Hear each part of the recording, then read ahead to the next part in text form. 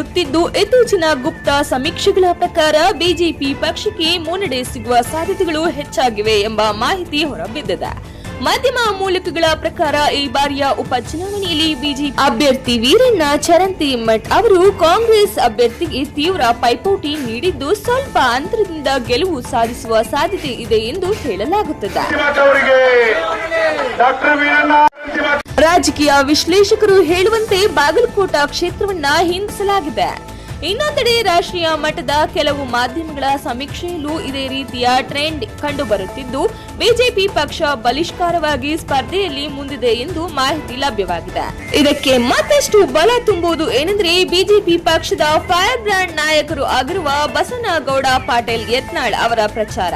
ಯತ್ನಾಳ್ ಅವರ ಭಾಷಣಗಳು ಮತ್ತು ಪ್ರಚಾರ ಶೈಲಿ ಈಗಾಗಲೇ ಕ್ಷೇತ್ರದಲ್ಲಿ ಸಾಕಷ್ಟು ಚರ್ಚೆಗೆ ಕಾರಣವಾಗಿದೆ. ಸ್ಥಳೀಯ ಜನರ ಅಭಿಪ್ರಾಯ ಕೇಳಿದಾಗ ಇನ್ನು 3 ರಿಂದ 4 ದಿನ ಯತ್ನಾಳ್ ಅವರ ಪ್ರಚಾರ ನಡೆದರೆ ಬಿಜೆಪಿ ಗೆಲುವು ಇನ್ನಷ್ಟು ಸುಲಭವಾಗಬಹುದು ಎಂಬ ಮಾತುಗಳು ಕೇಳಿಬರುತ್ತಿವೆ. ಇದೇ ವೇಳೆ ಕಾಂಗ್ರೆಸ್ ಪಕ್ಷವು ತನ್ನ ಪ್ರಚಾರವನ್ನ ಗಟ್ಟಿಗೊಳಿಸಿದ್ದು ಅಂತಿಮ ಕ್ಷಣದಲ್ಲಿ ಮತದಾರರನ್ನ ಸೆಳೆಯಲು ಹಲವು ತಂತ್ರಗಳನ್ನ ಅನುಸರಿಸುತ್ತಿದೆ. ಇದರಿಂದ ಸ್ಪರ್ಧೆ ಇನ್ನಷ್ಟು ಕಠಿಣವಾಗುವ ಸಾಧ್ಯತೆ ಇದೆ.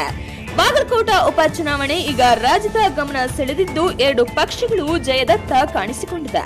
ಮತದಾರರ ಅಂತಿಮ ನಿರ್ಧಾರವೇ ಫಲಿತಾಂಶವನ್ನ ನಿರ್ಧರಿಸಲಿದೆ.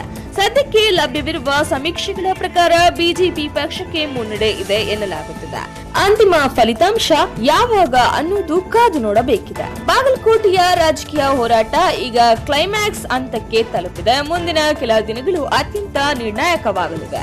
ಇನ್ನಷ್ಟು ಅಪ್ಡೇಟ್ಗಳಿಗಾಗಿ ನೀವು ನೋಡ್ತಾ ಇರಿ ನಮ್ಮ ಚಾಲಕ ಟಿವಿ. ನಾನು ನಿಮ್ಮ ರಕ್ಷಿತಾ ಗೌಡ. ಇದುವರೆಗೂ ನಮ್ಮ ಯೂಟ್ಯೂಬ್ ಚಾನೆಲ್ ನೋಡಿದ್ದಕ್ಕಾಗಿ ಅನಂತ ಧನ್ಯವಾದಗಳು.